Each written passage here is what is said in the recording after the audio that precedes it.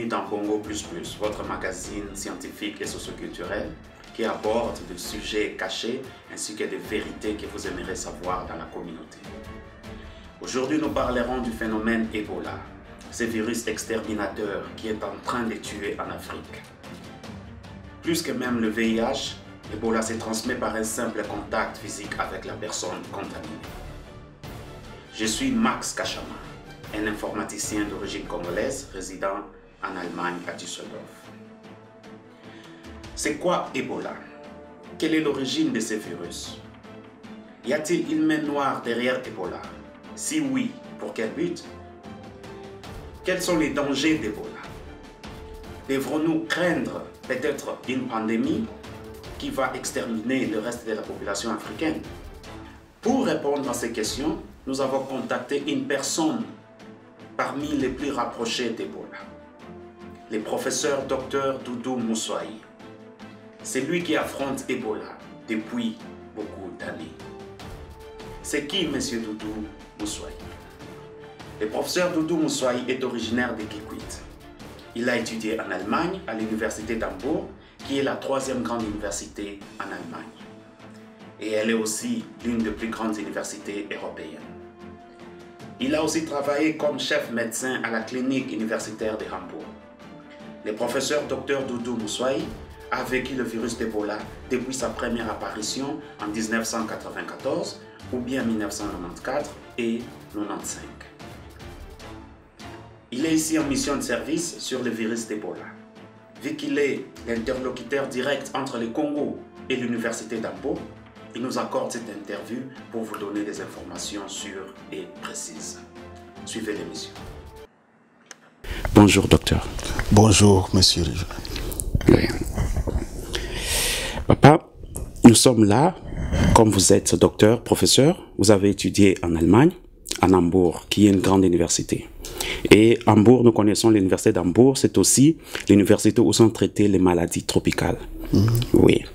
Avec votre expérience que vous avez, vous pouvez nous dire un peu quelles étaient vos expériences en tant qu'Africain noir, étudiant et travaillant en Allemagne? Bien, je suis arrivé en Allemagne en 1992. Oui.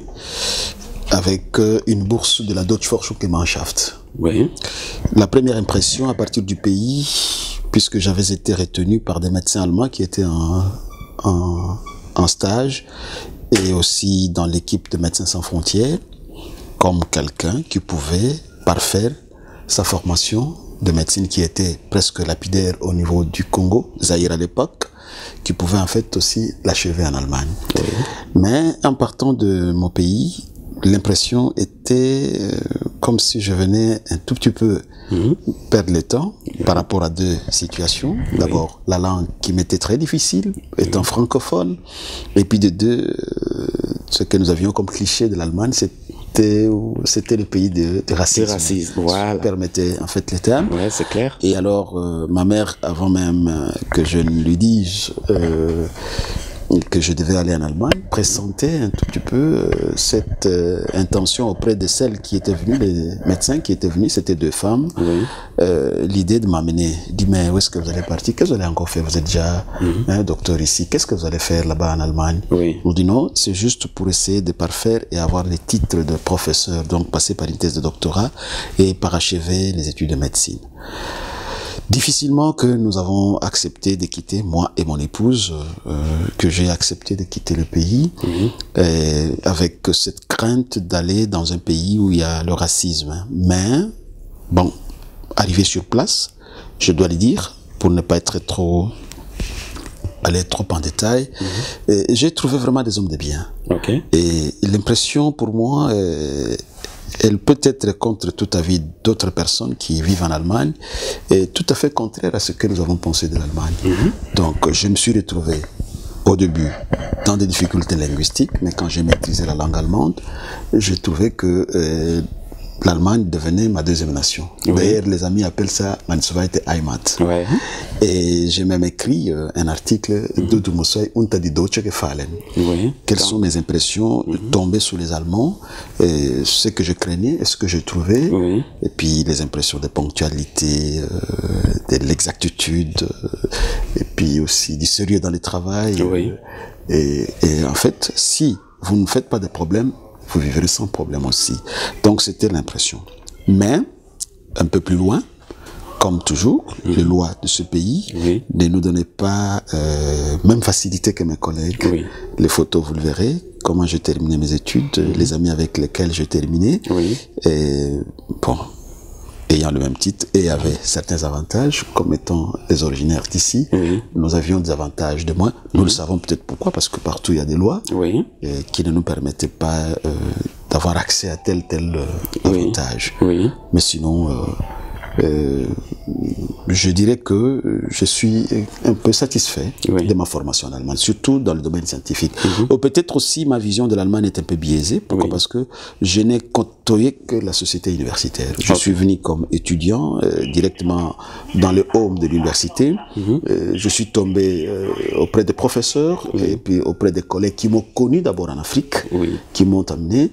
C'était une petite continuité de ma familiarité avec ces gens-là ici. Oui. Et puis de deux, je n'ai côtoyé plus que la société universitaire. Ok. Peut-être que ma vision de l'Allemagne peut être biaisée par le fait que je n'ai eu que des contacts universitaires jusqu'à présent. Ah oui. Même si par après, j'ai connu l'allemand de la cité, l'allemand de la rue, Oui. l'allemand du commun, Oui. mais ma société a été l'université. Université.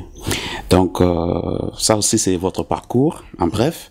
Et dans votre milieu universitaire, avec les collègues étudiants, il n'y a pas eu de discrimination, il n'y a pas eu de épreuves de tension. Comment est-ce qu'un noir peut être là, peut-être faire de meilleurs points que nous? Vous avez vécu cela? Par moment, oui, par moment, mais c'était souvent en présentant des excuses. Il arrivait des fois, lors de pratiques professionnelles, Oui. que nous soyons alignés dans un pavillon, que chez moi, on n'accepte pas ma prestation, Oui. en fait, mes services. Oui. Ou encore, il fallait qu'on accepte ces services avec beaucoup d'explications. Oui. Que c'était notre étudiant, que c'était quelqu'un que nous avons formé, que c'était... Oui. Il est quand même intelligent, il est théistique, excusez-moi les termes, Oui. qu'il est quand même compétent. Oui. Donc, par moments, ça fait des difficultés, surtout quand j'avais une équipe de socialisation. Oui. J'accompagnais des infirmiers pour les soins à domicile auprès de certains vieillards. Oui. Bon, ceux-là n'acceptaient pas facilement mes soins. Bon, je dis tout simplement, ce sont des exceptions. Oui. Mais, bon, par-ci, par-là, bon, on pouvait les constater. Oui. Mais, je n'ai pas été grande victime d'une discrimination si vous voulez dire. Mais je dirais que ma vision est biaisée. Oui. Vous allez peut-être prendre ça dans sa spécificité du fait que je n'ai côtoyé qu'une certaine société. Voilà. Et je n'ai commencé avec cette société, j'ai terminé avec cette société et je suis rentré. Oui. Peut-être que si j'avais affaire avec beaucoup d'autres Allemands de rue, Oui. beaucoup d'autres dans une socialisation basse, Oui. peut-être j'aurais vécu autre chose que ce que moi j'ai vécu. Voilà. Mais je me dis que bon, c'était des cas que j'ai considérés comme isolés. Oui. Bon, et moi aussi, je me disais que bon, qu'il fasse ça, moi je vais rentrer chez moi. Oui. Je ne suis pas là pour rester. Voilà. Je vais rentrer chez moi. Oui. Cette discrimination, je l'ai remarquée juste quand tous nous devions prester les mêmes services, Oui. mais que mes collègues, qui peut-être n'étaient pas assez aptes que moi, Oui. était bien accepté, Voilà. il passait, mais quant à moi, soit on me retenait, on dit, bah, vous restez. Et peut-être aussi au niveau, par exemple, des services sociaux, Oui. tels que de la banque. Voilà. Donc, ils avaient accès à certains avantages, je peux dire même des crédits, Oui.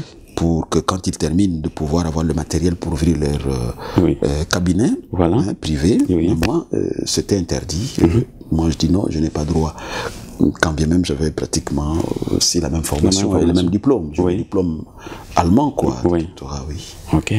C'est dû peut-être à une méfiance quelconque dans la société allemande, ou bien c'était juste de préjugés, parce que nous qui côtoyons la classe moyenne et la classe rurale dont vous parlez, que vous n'avez pas vraiment côtoyé, vous étiez dans le milieu universitaire, c'est peut-être dû aussi à des préjugés ou bien de manque de confiance avec les étrangers, qui fait que les étrangers peut-être prenant comme nous les Africains, nous les Noirs, nous ne donnons pas les meilleurs de nous-mêmes. Nous ne prouvons pas vraiment aux autres de quoi nous sommes capables et cela crée aussi des défaillances envers les autres. C'est peut-être ça aussi un problème. Oui, je peux peut-être considérer que j'ai plus travaillé à l'hôpital. Nous sommes travaillé à l'hôpital tropical, Oui. Où il y a beaucoup d'étrangers, en fait, beaucoup d'autres médecins, Oui. même de l'Afrique du Sud, même du Ghana, Oui. de la Côte d'Ivoire, de la Guinée, qui venaient, mes collègues qui Oui. venaient pour des formations. Oui. Donc, du moins, la faculté de médecine tropicale, disons, l'Institut de physiothérapie et de médecine, Oui. qui dépend de l'UKE, université, clinique universitaire de Pendorf, Oui. Ergo, enfin, à beaucoup d'autres chercheurs et hommes de sciences qui viennent du tiers-monde. Oui. Et ils sont bien respectés. Et Oui. il y en a d'autres qui travaillent là aussi, comme Oui. des laboratoires, mais qui ne sont pas des Allemands. Oui. Donc, disons que là, croire que le noir n'est pas très intelligent, je ne vois pas. C'est une fausse construction. Okay. Mais simplement, il est un fait vrai que dans la rue, Oui. la note n'est pas souvent bonne aussi, Okay. par notre comportement, Oui. de beaucoup de mes confrères, Oui. et de ce qui se passe en fait dans le milieu de ceux qui viennent de mon côté. Oui. Et nous n'avons pas, pour certains cas, laissé une très bonne impression, et que nous avons été mis dans le même sac. On nous a jugés Oui. de la façon dont mes compatriotes et mes collègues se comportaient en Allemagne. Oui. Donc, ils n'ont pas bien vécu en Allemagne. Allemagne. Mais j'étais un peu attentif à ce que mes professeurs me disaient.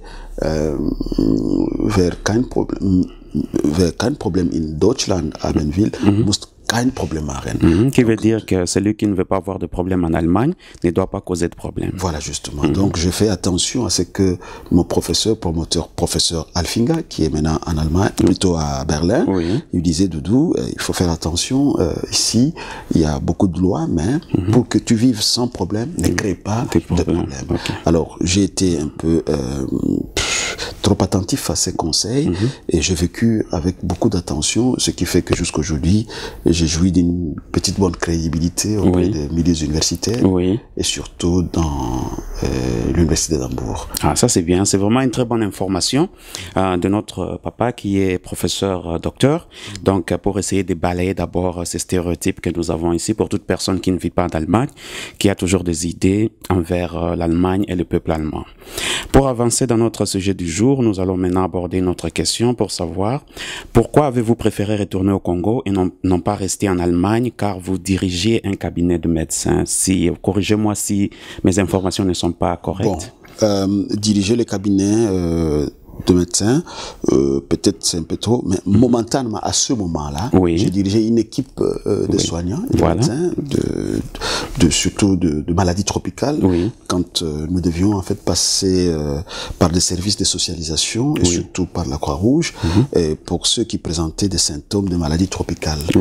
Puisque, bon, évidemment, à tout seigneur, tout honneur, dans ce domaine-là, beaucoup d'autres collègues médecins allemands, ils tâtonnaient, puisqu'ils vivent les régions tropicales seulement par l'histoire, peut-être par la télévision, et du fait que nous venions de là, nous avions beaucoup d'informations, surtout dans le cadre des écosystèmes, à donner à certaines équipes de services médicaux. Donc, j'ai dirigé cette équipe de médecins, et surtout les maladies tropicales, quand on a sollicité aussi notre expertise, quand certaines personnes, certains patients présentaient des difficultés liées à des infections et maladies tropicales. Alors, même selon les contrats, j'ai été un peu respectueux de ce qu'il y a eu comme contrat. J'ai obtenu la bourse d'abord de 3 ans, et de Deutschforschungsgemeinschaft, et puis après de Alexander von Humboldt Stiftung sous DAD, bon, par respect aussi, puisqu'il fallait aussi se respecter. Je me dis, ben, je dois aussi apporter mon expertise chez moi. Je me suis dit, bon, c'était d'abord suffisant par rapport à la bourse, et puis aussi par rapport à mes objectifs. L'objectif n'était pas de rester ici en Allemagne, l'objectif était de pouvoir apprendre comment est-ce que les autres se débrouillent dans ce domaine-là, des maladies tropicales, comment est-ce que les autres se débrouillent dans une médecine un peu spécialisée, pour que, avec peut-être de moyens des bords, avec que j'apporte aussi ma petite contribution de là où on m'a vu naître, et d'où je suis venu. Donc c'était dans les objectifs que je devais rentrer. Et aussi, bien, peut-être que j'avais été aussi assez prudent, que ceux qui avaient terminé leur thèse de doctorat avec moi, même jusqu'à présent, ils n'ont pas encore mon statut de professeur ordinaire. Moi, j'ai été professeur habilité, vous avez suivi peut-être dans ma biographie, je suis allé en Afrique du Sud, avec les professeurs qui m'ont amené, ils m'ont proposé aussi pour l'African Renaissance, puisqu'il y avait ce mouvement d'Afrikanische Wiedergeburt, où on avait besoin des experts de l'Afrique pour relever un peu certaines situations de l'Afrique du Sud. Et pour ça, les professeurs allemands qui se trouvaient à Durban, et qui m'avaient connu ici en Allemagne, ont proposé mon nom, et je suis allé en Afrique du Sud, où j'ai été même doyen de la faculté pendant 2 ans, où j'ai travaillé à Durban, et puis revenu. Voilà que ceux qui ont terminé avec moi, qui ont fait leur promotion avec moi, jusqu'à présent, je reviens, je les retrouve, ils sont encore professeurs tout court, ou associés de professeurs. Mais moi, je suis allé dans mon pays, les choses se sont passées un peu plus vite, je me suis retrouvé à l'aise, j'ai porté mon expertise après mon habilitation, en fait, disons, Probezeit, on appelle ça la période probatoire. Il s'est révélé que j'étais assez compétent, très compétent, que je suis passé des docteurs tout court au professeur associé après ma thèse de doctorat, et de professeur associé 4 ans après, professeur full, et 4 ans après, professeur ordinaire. Alors que les amis qui ont terminé avec moi, qui avaient aussi les réhabilitations, qui avaient écrit des thèses de doctorat, je les retrouve encore les professeurs associés. Alors je me dis que ce retour au pays a été aussi avantageux pour moi, par le fait que, quand je reviens, j'ai une considération supérieure par rapport à eux, que je n'aurais peut-être pas si j'étais resté. Ah oui, ça c'est clair. Peut-être l'intégration aurait été aussi difficile. Que peut-être ils auraient dit, mais qu'est-ce que vous faites encore, vous avez terminé. Mais je suis content, pourquoi? Parce que je reviens pour donner aussi des séminaires, les écosystèmes sous les tropiques, et on a besoin de moi, comment est-ce que les choses se passent dans les régions tropicales, puisque dire que on étudie les maladies tropicales ici, c'est un peu utopique. Pourquoi? Parce qu'on ne sait pas comment les choses se passent sur le terrain. Alors c'est comme ça que chaque fois je reviens pour apporter un tout petit peu mon expertise en ce qui concerne les écosystèmes sous les tropiques qui provoquent les maladies tropicales. C'est un peu le séminaire que je donne aussi en cours. Ah, ça c'est bien. Donc vous êtes correspondant direct, si je peux le dire comme ça, de l'université d'Hambourg. En matière, de Bernard Nock Institute für Tropenmedizin, qui est la faculté de médecine tropicale à Hambourg. Donc, c'est un hôpital, peut-être si nous n'avons pas le temps, pourquoi c'est un peu à Marande et à Affen, au port, excusez-moi. Ça se trouve au port. La faculté de médecine tropicale d'Hambourg se retrouve au port, puisque dans les temps, tous les voyageurs qui entraient en Allemagne par par les ports d'Hambourg, comme la porte du Nord, devaient d'abord se laisser examiner avant qu'ils n'entrent dans la ville.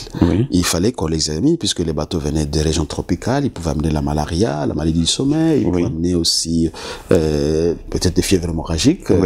Alors, ce sont des maladies qui, en fait, étaient considérées comme exotiques. Alors, il fallait bien contrôler ces gens-là avant qu'ils n'entrent dans la ville. Et comme dans ce temps-là, la plupart de navigants étaient un peu de conditions moindres, qui ne se laissaient pas bien examiner.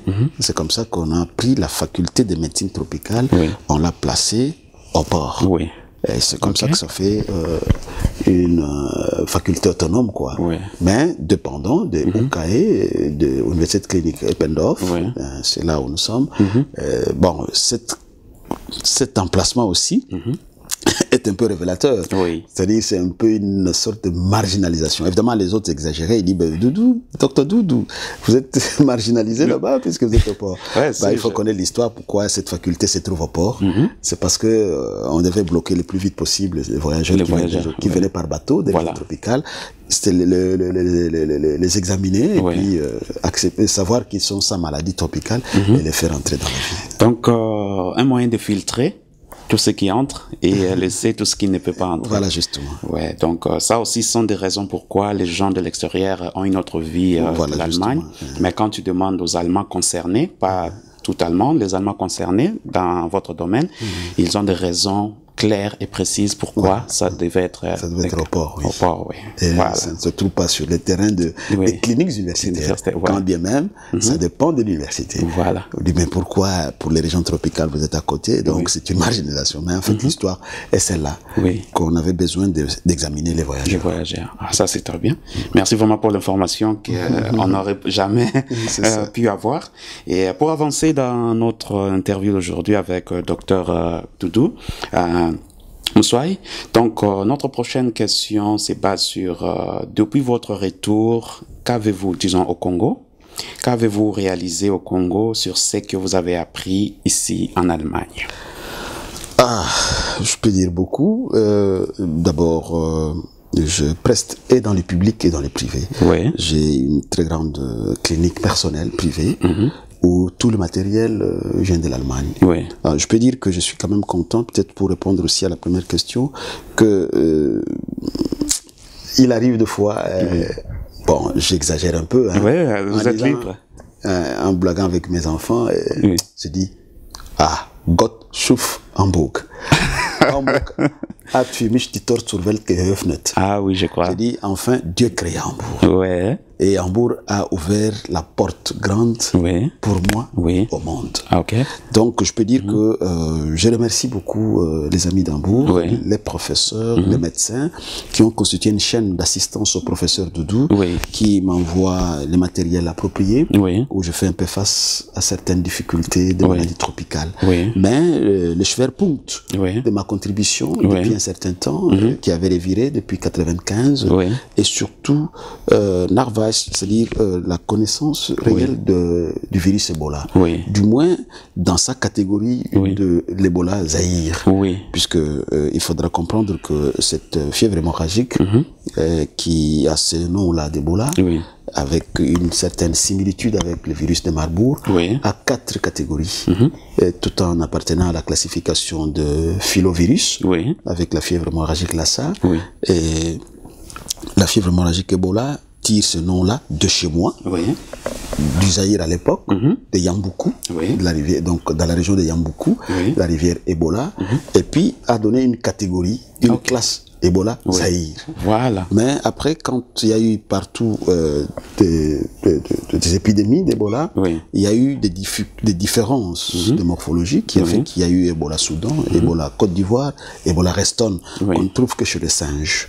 Bon, donc depuis là, je peux dire que à part beaucoup d'autres faits, il faut dire que je remercie aussi les Allemands puisque non seulement ils ont constitué une chaîne d'assistance pour moi, mais ils aident aussi ma famille, mes enfants qui étudient ici et là. Et puis, en tout cas, ça reste cuisine interne avec Hambourg. Je peux encore répéter que Gott schuf Hamburg und Hamburg hat die Tor für mich zur Welt geöffnet. Bon, à part ça, je valorisais mon temps, et mes va-et-vient, ma liaison, et puis mes correspondances, et puis ma collaboration avec Hambourg sur la fièvre hémorragique Ebola. Quand bien même, cela était arrivé au moment où je me trouvais ici en Allemagne, mais originaire de Kikwit, cela s'étant déclaré à Kikwit, je fais le pont de virologie entre les survivants d'Ebola, la situation d'Ebola, les études qui sont restées sur les vecteurs, c'est-à-dire l'agent causal. Est-ce que c'est le singe de Kira? Est-ce que c'est l'insecte moustique sauterelle? Ou encore c'est plutôt le mystère humain.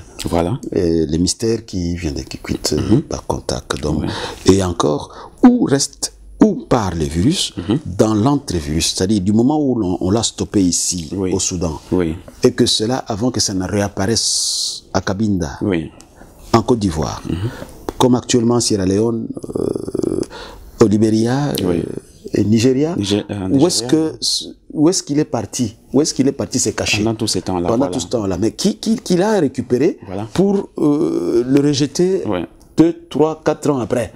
Donc c'est un peu le Schwerpunkt, comment je peux dire en français, Schwerpunkt, c'est le point focal quoi, de ma collaboration avec le professeur déjà émérite, professeur Schmitt, et les quelques collègues, c'est-à-dire de savoir aider l'Institut de médecine tropicale d'Arbo de connaître la vraie morphologie de du virus avec les symptômes. Là chez moi, s'il y en a encore, si ça sortait, dommage que ça n'a plus réapparu depuis que je suis là à Kikwit. On ne joue qu'avec les survivants, ceux qui avaient été contaminés, nous connaissons les familles. Et aussi, si nous pouvons avoir des études sur le vecteur, c'est-à-dire l'agent causal, celui qui donne, c'est-à-dire voir un peu la viande de Kikwit, tout autour de Kikwit, le macaque, ou le singe de Kikwit, voir un peu les bêtes rongeurs, les rats, il y a des tribus qui mangent les rats, il y en a d'autres qui en ont comme totem, voir un peu les insectes, les moustiques, les sauterelles de là, puisque devant une certitude, tout, on soupçonne tout. On soupçonne même son entourage. Ou encore voir, mais même si on sait que dans les systèmes scientifiques, le virus ne peut pas se contaminer dans l'air et que ça peut faire contact dans un tissu. Est-ce que là, par hasard, où on avait enterré les premières victimes d'Ebola, il peut pas être, ça peut pas être le réservoir. Et puis aussi, donner certaines informations dans les cas de médecine tropicale. C'est vrai que le virus dort, c'est vrai. Il fait des morts et puis se réveille un instant après si la chaleur est là. C'est une information vraie ou bien fausse? Dort dans les corps humains? Dans les corps humains. Oh, oui. C'est-à-dire, en fait, dans sa catégorie. Dans sa catégorie, oui. Du moins, puisque je commencerai d'abord par dire, bon, la fièvre hémorragique, c'est une fièvre virale. Et puis, jusque-là d'origine tropicale. Entre guillemets. Quand bien même ça apparaît aussi maintenant dans des régions méditerranéennes, tout ça. Et puis, pas très bien connu. Je peux dire mal connu. Et ça fatigue les chercheurs. Ça fatigue les chercheurs jusqu'à présent quand à bien saisir du genau morphologie, plutôt, excusez-moi, la vraie morphologie du virus, sa forme. Nous l'avons classifié à la dernière catégorie virologique qu'on appelle filovirus. Puisque les autres là sont des arénas. Arénas. Donc filovirus avec virus de Marburg. Vous saurez qu'il y a eu l'épisode de laboratoire qui se sont laissés infecter à Marburg, dans la ville de l'Allemagne. Mais alors, dans le cas de l'incubation, le temps d'incubation, ainsi que de la létalité, il y a des différences. Donc entre le virus de Marburg et le virus Ebola, qui est encore un peu plus virulent. Alors, donc jusque-là, ne connaissant pas bien la véritable morphologie du virus, ce qui nous fatigue, et ne sachant pas aussi comment fonctionnent ces virus, constatant aussi que ce virus apparaît avec de petites différences de symptômes, même de périodes d'incubation, même de chances de survie, nous avons classé ça au pluriel. On dit les filovirus. Diffiren. Filoviren, au lieu d'être filovirus, donc au pluriel. Pourquoi? Parce que ça présente plusieurs formes. Les virus Ebola. Alors, ce qui dit que ça nous fatigue, mais parmi les particularités de chez moi, du Zaïre, il est un fait vrai que quand la personne est infectée ou atteinte, contaminée du virus, vous pouvez encore toucher la personne quand elle est vivante.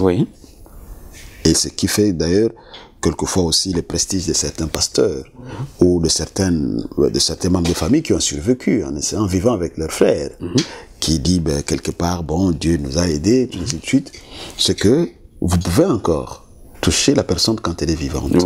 Mais quand surtout la personne est morte, à ce moment-là, le virus devient oberflächlich. Donc, ça cherche la petite chaleur. Ça cherche, puisque le corps maintenant est inerte. Ça devient virulente à la surface du corps, puisque l'ambiance de la température est un peu favorable à sa continuité. Et dès que vous touchez alors le cadavre qui s'est éteint, donc la personne s'est éteinte, à ce moment-là, il y a une très grande probabilité de contamination. Pas même probabilité, une certitude. Une certitude de contamination. Surtout quand la personne est morte. C'est la grande certitude, c'est le temps fort. C'est le temps fort, le point fort de la contamination. Oui. Hein, donc, ce qui dit que dans le corps, le virus peut dormir, mais en surface, quand on est mort, le virus se réveille. Peut-être dans ce sens-là. Ouais, c'est parce que c'est ce que nous avons appris quand je faisais encore mes études secondaires en biologie-chimie. Heureusement, pour ne pas dire malheureusement, j'ai changé de domaine, je suis maintenant en informatique. Ouais, c'est ce que nous avons appris à ce temps-là sur le virus. Donc, cela peut aussi nous donner une réponse sur que quand une personne meurt d'Ebola, par exemple, donc la personne est enterrée, même 10 ans après, ces virus-là peuvent réapparaître. Bon, en fait, réapparaître peut-être pas directement, mais indirectement, puisque nous savons que chez nous, là-bas, les cimetières ne sont pas protégés comme ici. Il y a des insectes que nous mangeons qui sortent de la terre. Voilà. Les sauterelles. Et les banzenzi, par exemple, je ne connais pas les véritables noms scientifiques. Par exemple, chez nous, les makelele. Pour ceux qui connaissent, les noms lingala, je ne connais pas. Bon, il faut aller fourrer là-haut. Peut-être, ça, ce sont des suppositions, puisque les études continuent, ça nous fatigue. Le fait que nous ne connaissons pas la vraie morphologie, c'est que tout soupçon est peut-être favorable à nous. Les insectes que nous consommons peuvent fouiller encore là où on a intérêt, par mégarde, puisqu'il faut dire aussi que nous pouvons être sûrs des statistiques de ceux que nous avons vus à l'hôpital. Mais ceux qui sont morts sans avoir été à l'hôpital, comment on les avait enterrés? Où est-ce qu'on les avait enterrés? Et ceux qui ont échappé au contrôle des médecins, qui se sont enfuis, vous avez suivi, on a cassé la quarantaine au niveau de Libéria, enfin c'est dans notre culture. Bon, peut-être que ceux qui sont partis ont pu contaminer certaines de leurs bêtes, qui ont pu développer ça, puisque nous ne connaissons pas bien les vecteurs, qui par la suite, par consommation, à cause de la faim, quand nous tombons sur ceux qui avaient été en contact, même avec les cimetières, même avec les cadavres, même avec ceux qu'on avait enterrés, sans savoir que c'était ça, le virus peut réapparaître. Donc, ce qui dit que toute piste n'est pas écartée. Toute piste n'est pas écartée. Et connaissant la tradition, pour dire les traditions africaines, donc c'est probable avec ce système de pleurer le cadavre, les enterrer, les laver d'abord, les pleurer dans un cercle familial. Et ça sont des risques de contagion que... C'est tout ça. C'est comme ça que peut-être que nous sommes allés vite en besogne. Quand je voulais définir un peu le virus Ebola, je dis bon, il y a plusieurs aspects. Il y a l'aspect médical que je pouvais peut-être donner en tant que médecin. Il y a aussi l'aspect social et culturel. Et il y a aussi l'aspect mystérieux. Et spirituel. Donc, dans l'aspect social, peut-être culturel, vous allez comprendre que c'est un fléau à cause de notre culture. La culture d'hygiène. La culture de comprendre la maladie. Voilà quelque part que dans nos traditions, nous ne comprendrons pas qu'une personne chère, maman ou papa, meurt et que nous n'ayons pas enseveli ou nous n'ayons pas enterré la maman dans de très bonnes conditions, c'est-à-dire un beau cercueil et puis de beaux draps. Vous voyez, chez nous, il y a même pas de fêtes, mais des uniformes qui se coudent. Alors, il faut qu'on le mette dans des conditions telles que les gens doivent dire qu'en fait, le papa a été très bien enterré. Or, dans cette culture, de pouvoir nous occuper de nos morts, de pouvoir pleurer à côté de nos morts, et peut-être nous, les intellectuels, on peut comprendre comme vous et ceux qui étudient, mais les mamans qui sont pour le plus grand nombre des incultes, et là, ça ne passe pas, et surtout les villageois qui n'ont pas étudié, et tout ce que vous leur expliquez, ils disent, mais c'est vous qui êtes encore des Rosicruciens, c'est vous qui êtes encore des tueurs de ces gens-là. Et non que la tradition, c'est-à-dire papa est mort, pour ne pas avoir la malédiction, nous devons l'enterrer comme il faut. Je dois toucher mon père, je dois pleurer sur mon père pour qu'on dise « Ah, on a bien pleuré les papas ». Alors que dans cette façon, dans cette culture de pleurer, d'enterrer les morts, c'est un courroie de transmission de maladies. Surtout quand cette maladie est terrible et virulente, Ebola. Quand c'est ce cas-là. Mais quand vous conseillez, il y a de ceux qui acceptent jusqu'au moment où peut-être qu'ils vont avoir des conséquences qu'ils vont peut-être se raviser. Ok. Là, on a répondu à une autre question. C'est quoi Ebola? Que vous venez de répondre là. Et la prochaine question est de savoir Quelles étaient vos premières expériences avec le virus d'Ebola? Mes premières expériences, malheureusement, sont post-Ebola à Kikwit. Oui. Parce que quand le virus a apparu, je me trouvais encore ici en Allemagne. Oui. Je suis allé juste pendant la période de maîtrise. Oui. Quand on avait déjà maîtrisé, je suis allé au mois d'août. Oui. Ebola à Kikwit avait commencé au mois de mai. Oui. Déjà vers le mois de juillet, on avait maîtrisé, on avait pratiquement trouvé tout le système de quarantaine. Oui. Mais mon expérience est surtout avec les survivants d'Ebola et aussi avec les séquelles que cela présentait. Oui. Bon, d'abord, il y avait une triste mémoire puisque mon 5e enfant naissait sous Ebola. Oui. Là-bas même, il fallait trouver une maternité hors de l'hôpital général. Nous travaillons vers Kikwit 3 pour que cet enfant naisse, pour éviter une infection à partir de l'hôpital qui avait été en fait surinfecté. Oui. Et alors, les premières expériences sont avec les survivants. Oui. D'abord, nous avons constaté que beaucoup de familles avaient des traces de cette épidémie et puis c'était très difficile d'en parler avec ceux qui avaient perdu les personnes chères. Oui. Mais quand je suis allé, j'avais la mission de pouvoir récolter les sérums de ces survivants pour que nous puissions voir au niveau d'Hambourg quels étaient en fait les systèmes d'autodéfense et qu'est-ce que nous pouvions tirer comme morphologie, ceux qui étaient infectés et mais qui avaient survécu. Oui. Il y en avait juste quelques personnes mais qui se confiaient difficilement à nous puisqu'ils avaient des tristes mémoires et pensaient tout sur ce que nous allions faire, surtout quand je revenais de l'Allemagne, ils avaient l'idée que peut-être c'était aussi une façon, puisque c'est l'aspect mystérieux de ces virus, pour ces gens de Kikwit, qui voient que c'était un virus importé, venu avec les étrangers, et que surtout qu'il y avait un Américain qui avait tenu une conférence un mois avant que tous ceux qui avaient suivi sa conférence sur le sida, un séminaire sur la protection contre le virus sida, tous étaient morts sous cette table d'Ebola. Alors ils avaient la méfiance de voir encore quelqu'un qui vient de l'Allemagne, qui demande un service, surtout le sang et les sérums de ceux qui ont survécu. Voilà. Et puis, nous avons constaté que c'était très très dangereux. Mais quand je suis parti aussi du côté de Cabinda et dans les Kasaï, comme étant disons, chercheurs dans les cas d'Ebola, experts, ben c'est là où nous constatons que c'est une maladie très forte. Très forte, c'est-à-dire, vous sentez que c'est une calamité.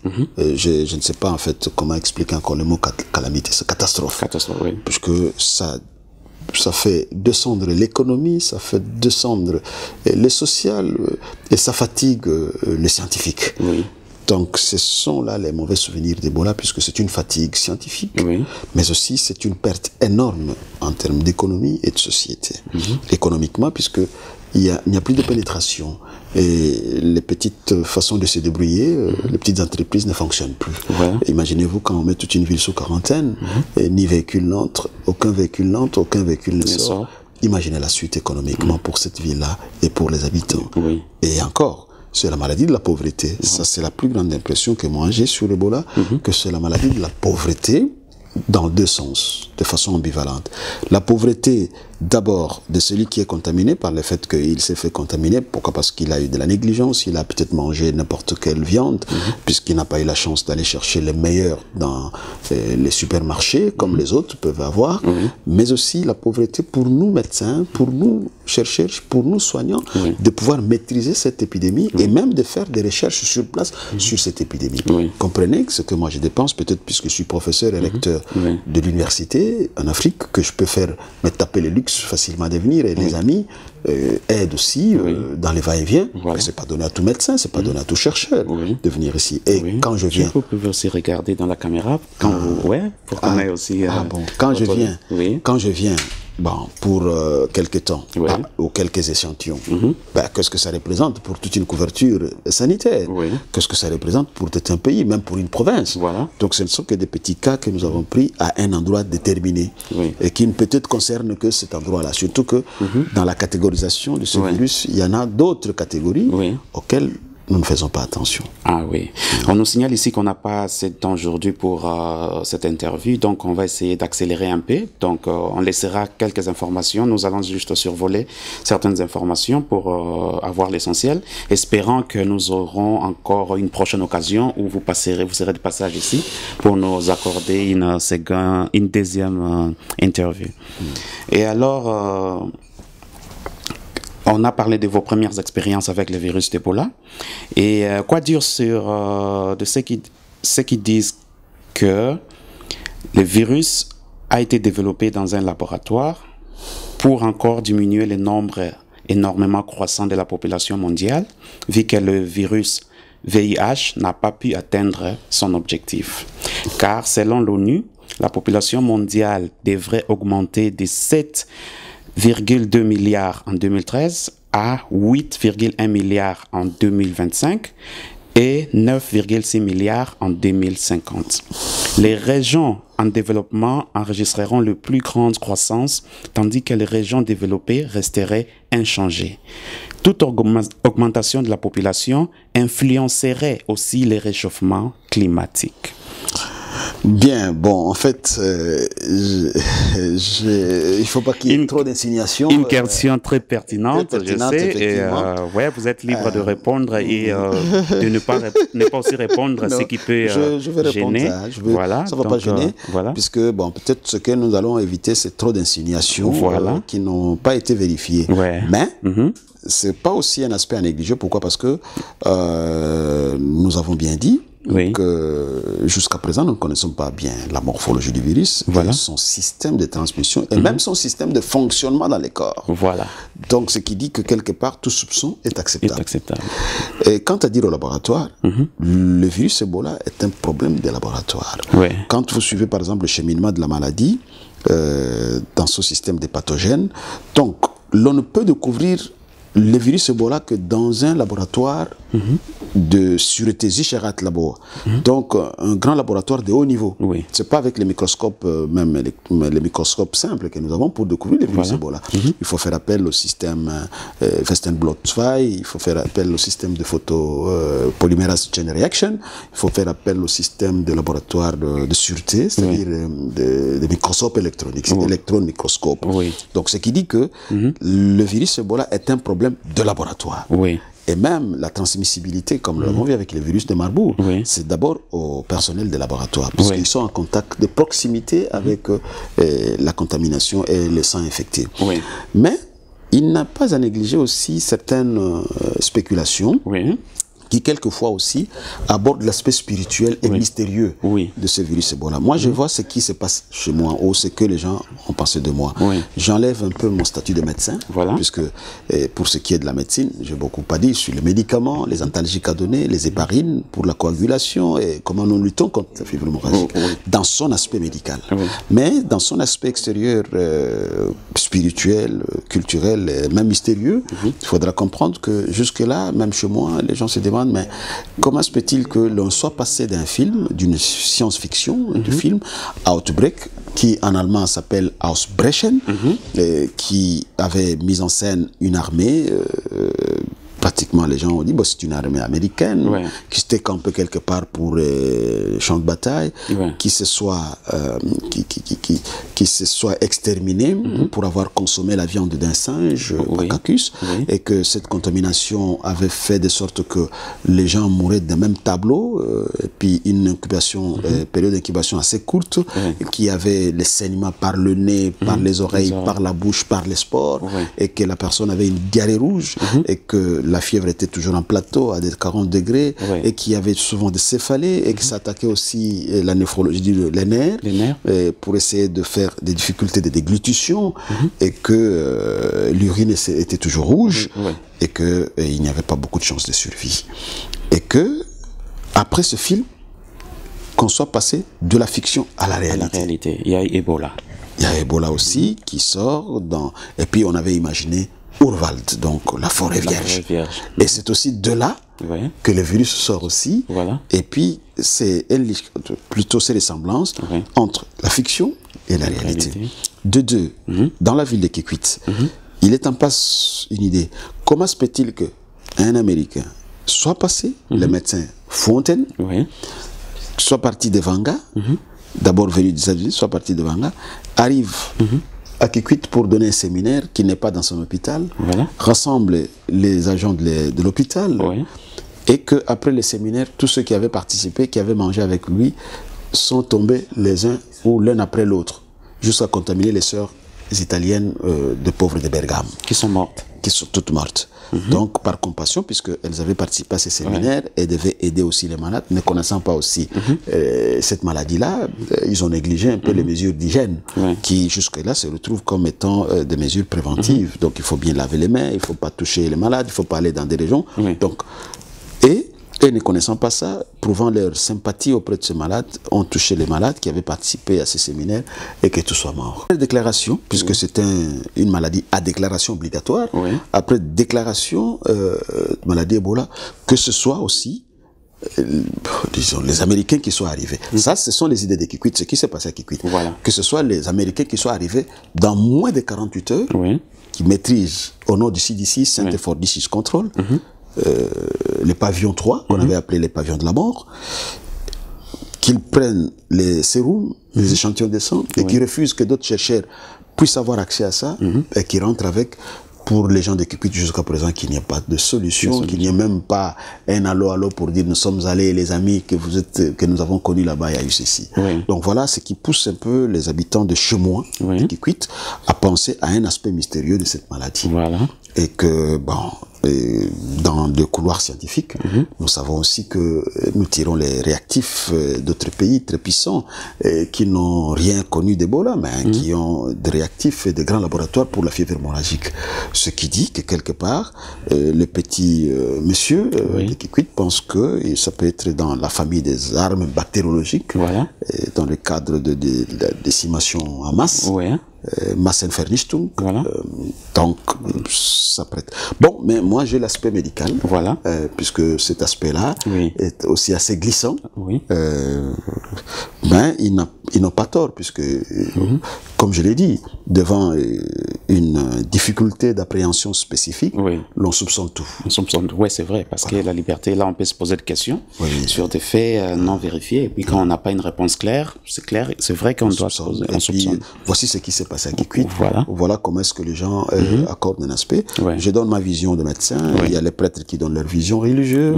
Il y en a aussi le social, l'homme du social qui donne sa vision. Il y a aussi les politiciens qui donnent sa vision politique, économique. Qu'on voudrait freiner l'économie, puisque vous avez vu la manifestation tout de suite là, nous venons de suivre au niveau des Renews, quel était l'éclat de rire, de liberté au niveau de la ville qui était en quarantaine, les quartiers qui étaient en quarantaine. C'est-à-dire les gens se sont maintenant explosés en disant voici en fait la liberté.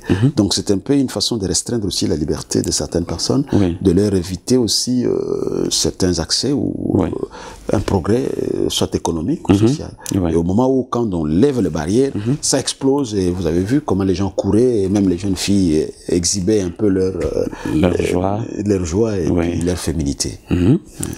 Ok. Un mystère Ebola, donc une arme pour ne pas dire bactériologique. Vous savez déjà le terme que j'allais employer. On ne sait pas. À prendre entre guillemets. Espérons que ce n'est pas le cas. On évite, tout est à soupçonner. Voilà, tout est à soupçonner, c'est vrai, parce que nous vivons dans ce monde et nous avons aussi le droit de connaître la vérité. Et qu'est-ce qui est réellement entrepris pour combattre le virus d'Ebola? Et y a-t-il de l'espoir? Bon, en fait, bien, je me trouve encore ici. Je suis rappelé d'urgence vers chez moi, puisque, comme je l'ai dit, je suis un peu comme les Dutchpunkt de là où je suis à Kikwit. Et pas pour des informations politiques, mais pour des informations scientifiques surtout dans le cadre virologique, et que les collègues qui sont ici attendent beaucoup de moi. Je rentre. Jusque-là, nous n'avons pas beaucoup de schémas thérapeutiques pour Ebola. Il n'y a pas de médicaments, il n'y a pas encore de vaccin, sauf ce que les Américains vont mettre sur le pied d'ici là, comme nous l'avons suivi avec vous aussi à la télévision. Donc, pour ce qui est de médicaments, nous savons que nous luttons tout simplement contre la fièvre avec des antalgiques. Et quelquefois, quand il y a une infection, nous essayons de pouvoir joindre quand il y a une infection concomitante. Nous avons aussi des antibiotiques à large spectre. Et en fait, quand il y a aussi perte de sang, puisqu'il y a saignement partout, et nous donnons un peu les coagulants et avec les héparines, disons, les éléments qui essaient de favoriser la coagulation sanguine, qui ne donnent pas le flux suscal, donc qui ne donnent pas une coulée immédiate. Là, c'est ce que nous faisons de façon précaire. Mais la grande médication, c'est la prévention. Donc, les mesures d'hygiène. Il faut simplement bien laver les mains, ne pas avoir de rapports sexuels avec les personnes infectées, un peu comme avec le sida, et savoir bien protéger les personnels soignants, car ne pas aller dans la région contaminée, déclarée endémique, là où il y a l'Ebola, et surtout, savoir ne pas garder le malade à la maison. Donc, dès que vous sentez qu'il y a la personne a de la haute fièvre, a des vomissements, a une diarrhée rouge, disons sanguinolente, avec du sang, savoir l'amener le plus vite à l'hôpital. Ce qui n'est pas facile pour certaines personnes, puisque d'autres, avec leurs croyances religieuses, ils préfèrent garder leur malade à la maison et prier. Pour ceci. C'est des tristes mémoires qu'un pasteur avait dit que c'était pas une maladie, que c'était la malédiction de Dieu, et qu'il a posé les mains sur le cadavre d'une de ses chrétiennes, que lui-même et ses chrétiens et les menuisiers qu'il a amenés, tout le monde était parti. Ça a pu réveiller les gens pour dire attention, ce n'est pas une malédiction de Dieu, mais c'est vraiment une maladie, un phénomène pathologique. À prendre au sérieux. Donc jusque-là, nous avons plus les mesures préventives.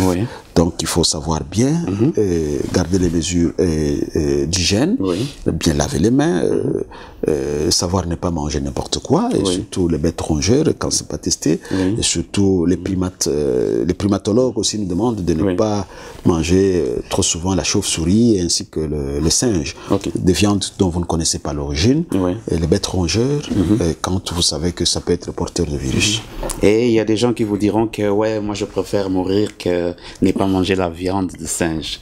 Et ce sont des commentaires que nous écoutons souvent dans les médias, sur YouTube et autres. C'est ça la culture, la tradition africaine qui a été transmise de génération en génération. Aujourd'hui, on a du mal à se séparer de cette tradition-là, qui nous amène aussi de fois, pas seulement des avantages, mais des désavantages. C'est ça. Peut-être s'il faut consommer ça, bon, moi je ne pourrais pas conseiller ça, mais de toute façon, quand c'est peut-être bien séché, on a essayé de griller ça, ou bien on a séché pendant longtemps, comme nous avons la viande boucanée là, à ce peut-être, mais je ne voudrais pas que ça sorte de mes lèvres comme médecin. On va faire une petite pause. Nous avons nos dernières questions qui arrivent maintenant. Donc, nous nous adressons au professeur Dr Doudou Boussoye. Nous demandons ceci. En tant qu'Africains, quelle attitude afficher envers nos amis étrangers quand le Congo, qui est notre pays d'origine, est cité parmi les pays Ebola? Comment les autres quand les autres commencent à nous éviter du fait que nous pourrions entrer en contact avec des gens atteints d'Ebola, car ils viennent rendre visite, ils viennent de l'Afrique, ici en Occident, en Europe, en Amérique. Quelle attitude devons-nous afficher? Quel est le message ou les conseils que vous pouvez nous donner, vous qui êtes vraiment dans ces domaines-là et qui avez des informations précises?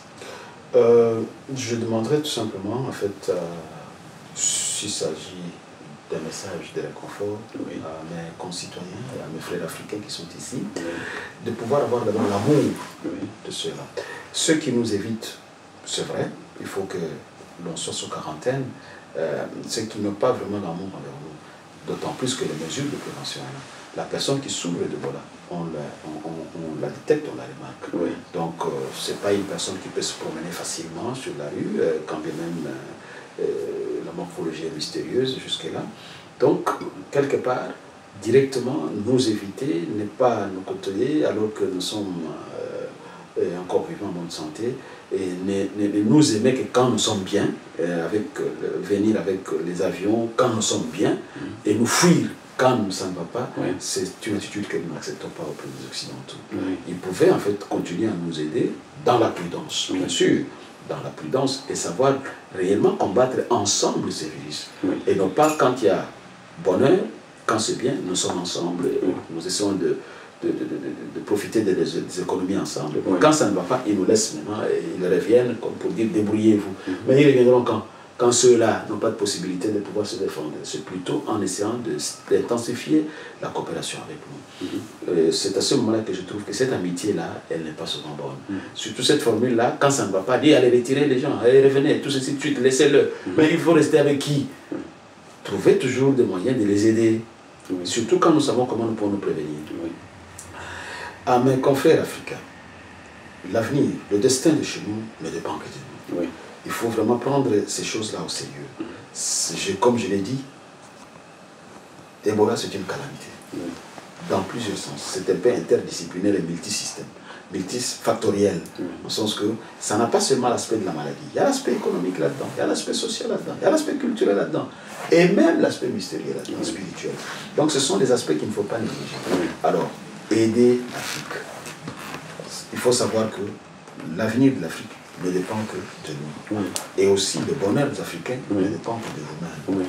Donc, que vous puissiez voir, dans la mesure du possible, comment d'abord nous aimer qui sommes restés, comme vous l'avez toujours fait, la diaspora a toujours aimé surtout les Congolais, pour essayer de réveiller certaines bonnes intentions et puis surtout certaines consciences qui sont latentes, mais aussi de ce côté ici, essayer de réunir, ne serait-ce qu'au niveau de la prévention ensemble, le matériel de prévention, ne fût-ce que les gants, les Arbeitskittel, les manteaux, pourquoi pas aussi certaines histoires de laboratoire, aider l'Afrique et surtout ne ferait-ce qu'un signe de vie vers là où nous sommes, là où les autres étrangers nous fuient, là où quand il s'agit d'Ebola, ils retirent leurs avions, ils nous mettent en quarantaine, mais que les Africains, mes frères africains, les Congolais, qui se réunissent, qui trouvent ne fût-ce que quelques éléments de consolation, qui font preuve d'amour de ces gens-là, dans les mesures préventives, peut-être aussi dans les désinfectants, ne serait-ce que les désinfectants, et même dans les tenues de laboratoire, qui sont très importants. Et soyez unis pour le développement de l'Afrique. Il faut savoir que le problème d'Ebola n'est pas seulement médical, mais aussi économique et même politique. Merci beaucoup. Donc là, nous allons, vous avez déjà répondu à la question qu'on avait. Bon, il y avait une autre question que j'aurais voulu poser. Comment fonctionne actuellement le système de santé au Congo et quelles sont les difficultés que vous rencontrez en tant que médecin? Mais on n'a plus le temps pour poser cette question. Donc quand nous aurons une seconde interview avec vous, donc voilà. Si je ne meurs pas. Merci d'avoir suivi Bongo Plus Plus parlant d'Ebola. J'espère que certains d'entre vous ont pu tirer une information qui va les aider. Nous souhaitons vous offrir encore d'autres émissions à venir et veuillez nous contacter car nous sommes à la recherche de présentateurs et présentatrices. Pour la réalisation de cette émission, je remercie toute personne qui a contribué. Je remercie James Kuhlman Lotika à la caméra. Je remercie mon collaborateur Alain Zongo. Je remercie Myrna Ngono Kachama, Jolie Kubuka, Nico Zamilema, Jules Moussoaï et bien entendu le professeur Dr Doudou Moussoaï. À la prochaine.